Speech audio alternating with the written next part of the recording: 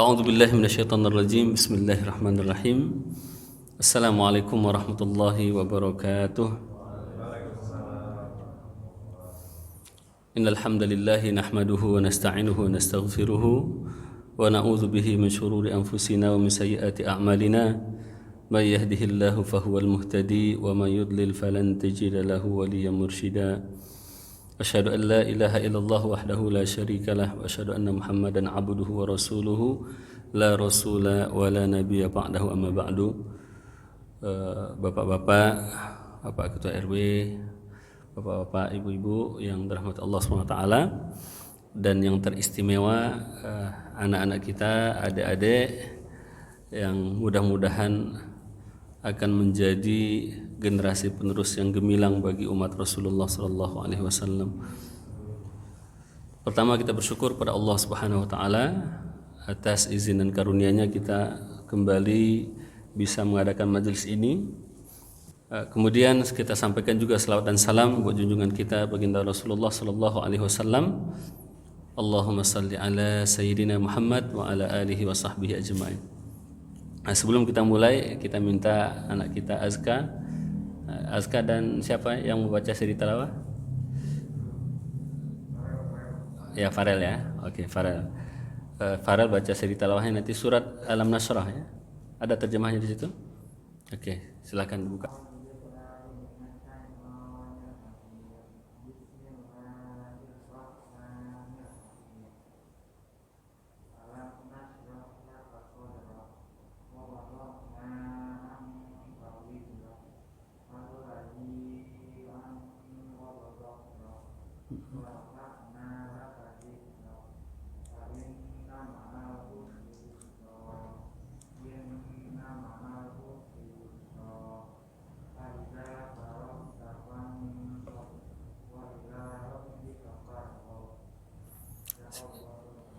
Coba Farel baca terjemahannya.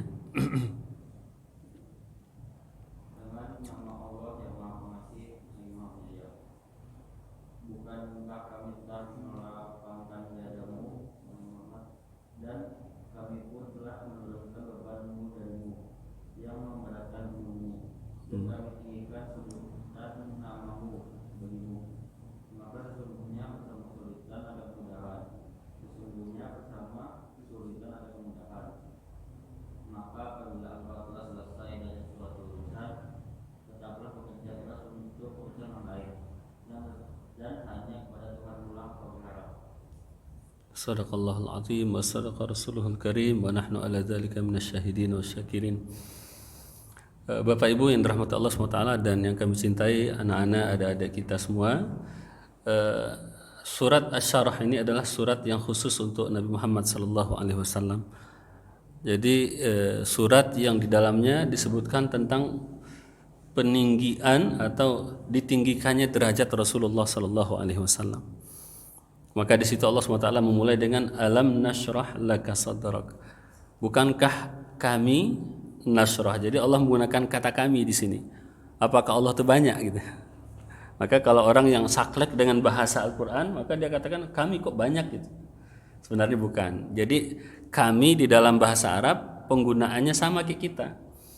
Dalam bahasa Indonesia kadang-kadang kami itu untuk menyatakan pengagungan diri. Sama kalau ketika kita mengatakan kalau kami itu seakan-akan kita ketika kita mengajak orang lain serta atau memperhalus bahasa lah kalau kita. Nah, jadi tidak kita katakan saya, ini proyek siapa? Ini proyek kami.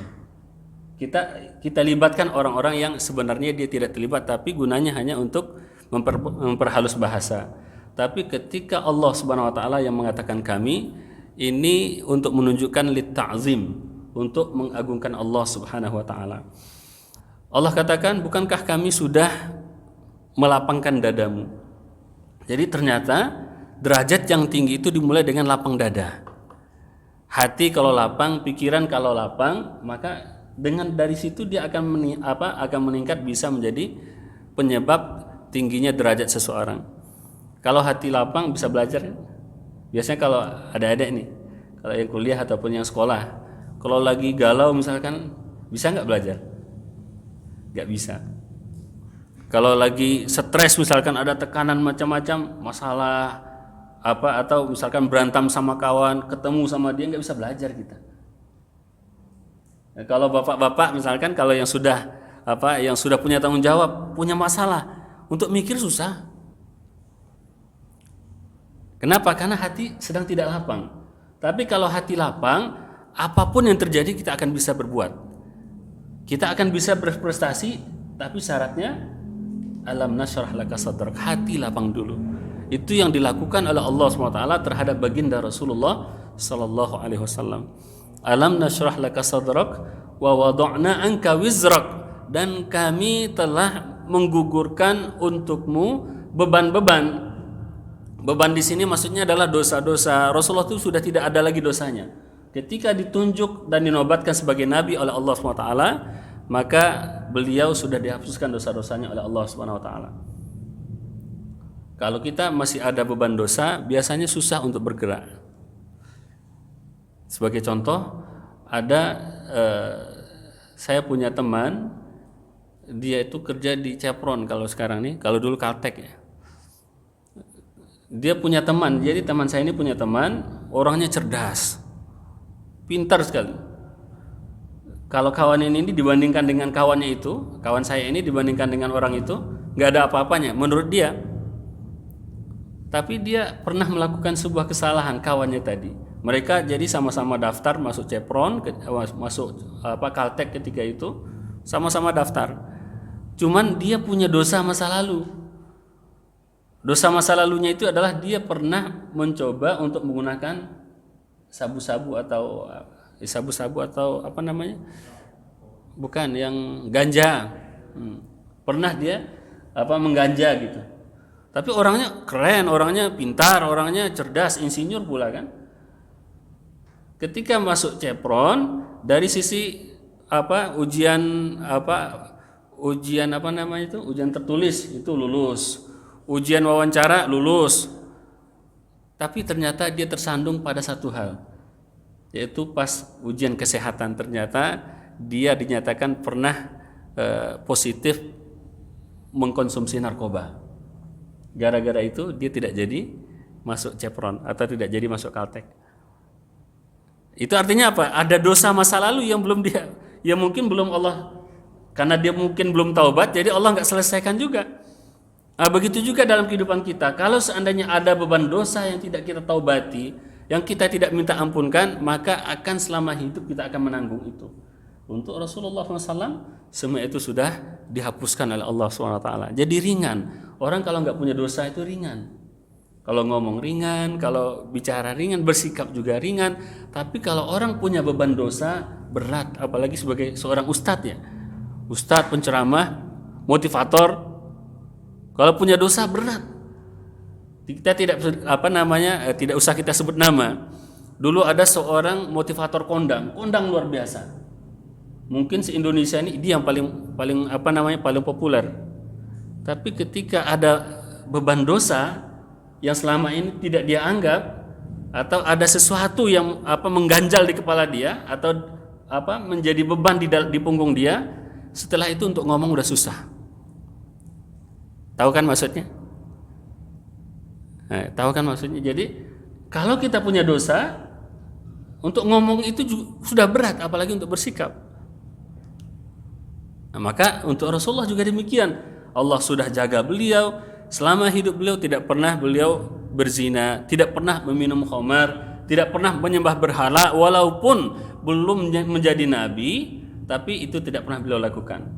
Sehingga itu menjadi syarat yang kedua untuk ditinggikannya derajat beliau. Pertama tadi adalah dengan dilapangkannya dada beliau. Jadi Rasulullah itu semakin orang membuat marah, semakin nampak pemaaf beliau. Saking dada beliau itu besar, maksudnya saking lapang dadanya Rasulullah. Kalau kita disakiti pertama, okelah, maafkanlah sekali, maklum gitu. Kemudian disakiti lagi, biasanya sikap kita apa? Biasanya sikap kita agak menahan dikit, kita simpan. Tapi kalau sudah 3 kali, enggak akan terlupakan. Saya bisa memaafkan dia, tapi enggak akan bisa melupakan dia. Jadi kan ada istilahnya gitu kan. Oke, untuk memaafkan, oke, sudah saya maafkan, nggak ada lagi dalam hati saya. Tapi nggak akan saya pernah lupakan, walaupun sampai mati. Ya, terus tadi katanya memaafkan. Nah, itu kalau kita. Tapi kalau Rasulullah SAW, karena dada beliau sudah lapang dan beliau tidak ada beban dosa yang beliau tanggung, maka itu menjadi prasyarat yang sudah beliau penuhi untuk ditinggikan derajatnya oleh Allah SWT. Maka Allah katakan kemudian, wa wada'na anka dzikrak wa rafa'na laka dzikrak, maka kemudian kami tinggikanlah sebutanmu. Tidaklah kita sebut nama Allah melainkan bersamanya selalu kita iringi dengan menyebut Rasulullah sallallahu alaihi wasallam. Padahal Rasulullah itu adalah manusia biasa. Tapi karena ditinggikan derajatnya oleh Allah SWT, maka beliau selalu disebut bersama Allah Subhanahu wa taala. Bukan kita menyekutukan Allah, tapi karena derajat dia ditinggikan oleh Allah Subhanahu wa taala. Kemudian Allah katakan lagi, fa inna ma'al usri yusra. Jadi kita kan ingin derajat yang tinggi ya. Kita ingin sukses dunia dan akhirat, kita ingin menjadi orang yang diunggulkan. Kan itu cita-cita kita semua. Nah, syaratnya itu yang tadi yang pertama. Kemudian yang kedua sudah kita sebutkan. Selanjutnya Allah katakan ya, dalam perjuangan pasti akan ada kesulitan. Nggak ada ceritanya orang sukses itu yang tiba-tiba sukses. Dan buktinya banyak sekali. Nah, maka dalam hal ini Allah mengingatkan kita melalui surat yang kita baca, akan ada kesulitan. Akan ada kesulitan. Kalau kita ingin mempertahankan kesuksesan, kalau seandainya kita ingin menggapai sebuah kesuksesan, maka pasti harus ada perjuangan. Berjuang untuk meraihnya dan berjuang juga untuk mempertahankannya. Maka kalau orang-orang yang sudah ditinggikan derajatnya oleh Allah, sudah dirahmati oleh Allah SWT, maka Allah mengatakan fa inna ma'al usri yusra. Allah selalu menggiringkan atau menggandengkan antar kesulitan dengan kemudahan. Setiap dia mengalami kesulitan, pasti setelahnya atau di sampingnya Allah berikan kepada dia kemudahan. Kemudian Allah ulang lagi, fa innamal usri yusra fa idza faragta fansab wa ila rabbika farghab. Maka kata Allah Subhanahu wa taala, kepada Tuhanmu lah kamu berharap. Jadi enggak usah berharap yang lain. Berharap dunia ini terlalu hina. Cerita Pak Nur kemarin. Siapa Pak Nur? Yang pemilik Pak Eka Cipta ya? Yang pemilik Sinarmas. Tahu nggak berapa tanahnya? Tanahnya itu lebih daripada 1 juta hektar. Hampir ya berapa persen? Mungkin 10% tanah Indonesia ini milik dia. Artinya di tangan dia, dikuasai oleh dia. Tapi ketika dia menjalani masa tua dia, seperti kata Pak Nur, didorong dengan kursi roda. Kemudian makanan-makanan nggak bebas gitu. Ya karena memang dunia ini nggak akan dibawa mati. Dunia ini tidak memuliakan. Mungkin karyawannya datang ketika itu memberikan ucapan selamat, memberikan ucapan ulang tahun dan segala macam. Mungkin juga atau ada yang mencintai dia karena selama ini mendapatkan kebaikan daripada dia. Akan tetapi ternyata dunia yang dikumpulkan dan sebanyak itu dunia yang dia miliki ternyata tidak bisa mengokohkan tulang punggung dia yang sudah keropos. Maka di sini Allah mengatakan wa ila rabbika farghab. Maka yang kamu cari itu jangan dunia. Carilah Allah saja. Kalau Allah yang kita cari, maka kita pasti bahagia. Tapi kalau dunia yang kita cari, sayang sekali rasanya. Badan sudah tidak sanggup untuk memakan saja nggak sanggup. Makan rendang aja nggak mampu. Sementara duit dia sebanyak-banyak itu. Sebanyak-banyaknya duit dia punya. Mungkin restoran Padang seluruh Indonesia ini bisa dia beli. Akan tapi dia nggak boleh makan makanan Padang. Nah, berarti kan kalau mengejar dunia nggak akan kita nikmati. Dan tidak akan menjanjikan kebahagiaan. Sudahlah tidak dia nikmati, masalah perusahaan kembali lagi ke dia. Kan stres itu. Maka di sini Allah katakan wa ila rabbika farghab. Tuhanmu saja yang kamu harapkan. Nah, kalau itu yang kita lakukan, maka insya Allah kita akan bahagia.